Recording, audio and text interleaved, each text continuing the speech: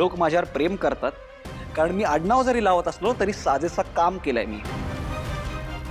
लोक माझ्यावरती जीव ओवाळून टाकतात कारण बाहेर इतकी जनसेवा करतो ना मी, म्हणून येते. ती संधी तुला दिली आहे ती याच आडनावाने, समजला? अच्छा, म्हणजे मी बाहेर जे काय करतो त्याची सगळी फालतूगिरी असं म्हणायचंय तुम्हाला? आश्चर्य वाटतंय मला की त्याची जाणीव तुला आत्ता झाली आहे. एक लक्षात ठेव, तू या आडनावाशिवाय कुणीही नाहीयेस. शून्य शून्य से तो या तुझ्या मॅडमच्या माहेरच्यांसारखं. आजी, आवाज खाली हो.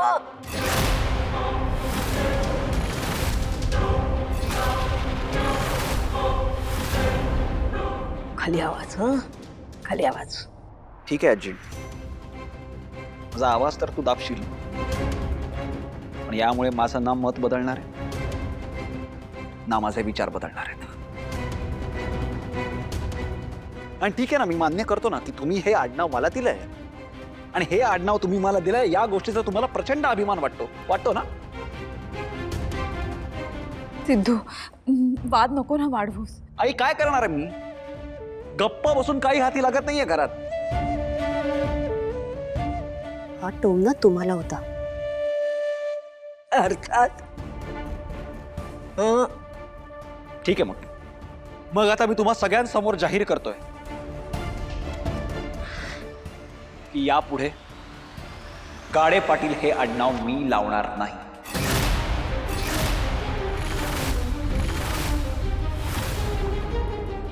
तुमचं आडनाव मी टाकतोय.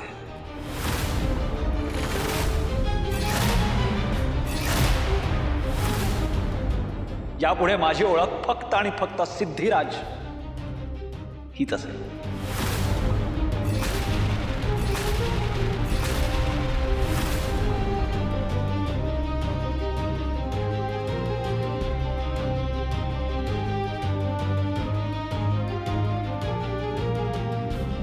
अरे वा तो, हे काल परवा आलेल्या या पोलीसाठी तू गाडे पाटलांचं आडनाव टाकायला निघालास. अरे लाज कशी वाटत नाही तुला?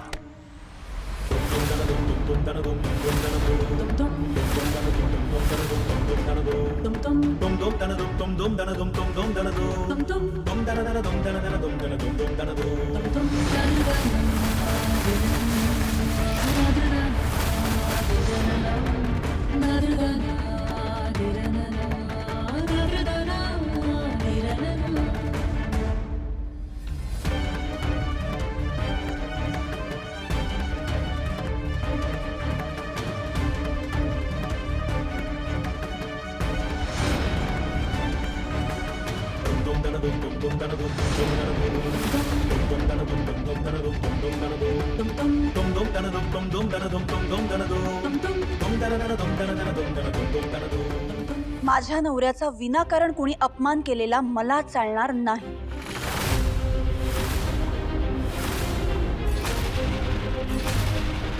आणि सिद्धिराजनी फक्त त्यांचं मत मांडलं. आपल्या देशात प्रत्येक नागरिकाला स्वतःचं मत मांडण्याचा अधिकार आहे. आणि आमदारांच्या घरी तर तो आधी असायला हवा, नाही का? ए सोड. भावना, नाही सिद्धिराज, इतकं काही नाही ना. अगं असं आणि जरी मला जखम झाली असते ना तरी मी ती मिरवली असती. आणि मी निर्णय घेतलाय, मला नकोय तुमचे उपकार, कारण माझ्याही मनगटात बळ आहे. ते बळ वापरायची धमक सुद्धा आहे. का म्हणून सारखा सारखा मी आणि माझ्या बायकोने तुमचा अपमान सहन करावा? हे बघ सिद्धू, एक संधी द्या आम्हाला, आपण शांतपणे बोलू. हे बघ, शांतपणे बोलून सगळे प्रश्न सुटतात. अरे अगं, पण त्यासाठी बोलण्याबरोबर ऐकावं पण लागतं ना. कुठलंही नातं एकतर्फी होत नसतं. आजवर तुम्ही इतकं छळलंय आम्हाला, तरी सुद्धा आम्ही काही बोललो नाही, इथेच राहिलो. का? कारण आम्हाला माहिती आहे की कुटुंब तोडणं ही खूप सोपी गोष्ट आहे, कुटुंब जोडणं ही अवघड गोष्ट आहे.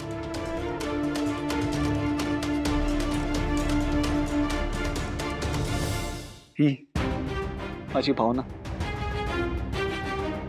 आजवर किती हिने मूर्खपणा सहन केला माहितीये तुमचं, आणि याचं कारण माहितीये तुम्हाला? कारण तिची इच्छा सुद्धा हीच होती की आपण सगळे एकत्र राहू. पण खरं सांगू तर तुमच्या दोघांची ना लायकी नाहीये. ए सिद्धू, खरं काय तेच बोलतोय आजी. सिद्धू, सिद्धू,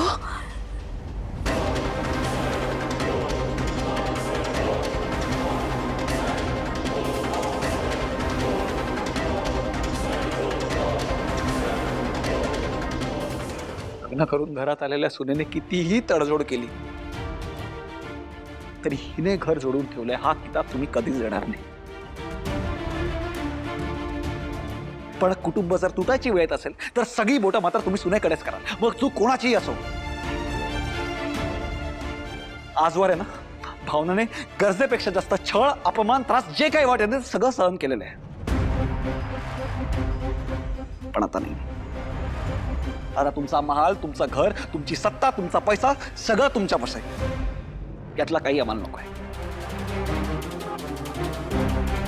या सगळ्या गोष्टी तुम्ही तुमच्याकडेच ठेवा.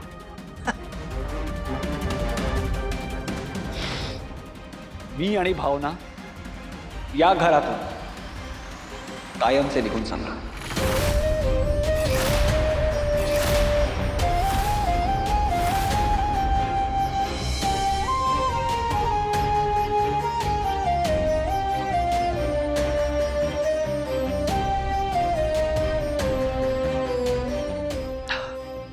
आणि आजी तू तर एक गोष्ट लक्षात ठेव, यापुढे ना आमच्याकडे आलिशान असा काही नसेल, राजवाडा नसेल, पण आम्ही जिथे कुठे राहू ना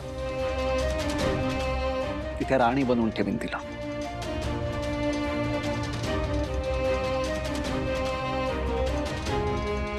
इतकं प्रेम करेन, इतका मान देईन, इतकी सेवा करेन ना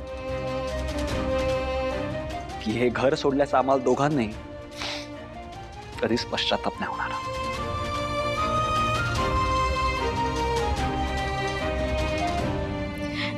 सिद्धू असं नको बोलूस रे. सिद्धू, अरे माझा थोडा तरी विचार कर. सोड रेणुका, याचा निर्णय झालाय ना. काय म्हणालास? राणी हं? तिला राणी बनवण्यासाठी तुझ्याकडे झोपडी तरी आहे काय मानकीची? हं? कर, तुला काय करायचं ते कर. बघूया बाहेर पडल्यानंतर बाहेरची कुत्री तरी तुम्हाला विचारतात काय ते. हा,